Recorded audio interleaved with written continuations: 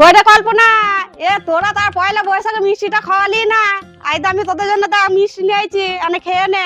আরে বাহ ঝুমা, তুই আমাদের জন্য পয়লা বৈশাখে মিষ্টি এনেছিস। যাই হোক, বুদ্ধি তোর একটু খুলেছে। জগা, আজকে দুজনে মিষ্টি খাবো, মনেই মনেই হচ্ছিল রে আজকে মিষ্টি মিষ্টি খাবো। लेकिन एक सेकंड কি রে ঝুমা, তুই আমাদের জন্য একটা মিষ্টি নিয়ে এসেছিস? না রে কল্পনা, তোদের জন্য আমি এক প্যাকেটই মিষ্টি আনছিলাম। ওই রাস্তার মোড়ে কি হয়েছে জানিস? কেন? মোড়ের মাথায় আবার কি হয়েছিল তুই দেখবি? তবে এই দেখ।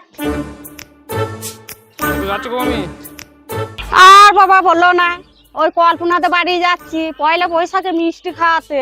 अच्छा মিষ্টিগুলো যে আমি নিয়ে যাচ্ছি তা কি করে বুঝবো মিষ্টিগুলো খারাপ না ভালো? তাহলে আমি খেয়েই দেখি।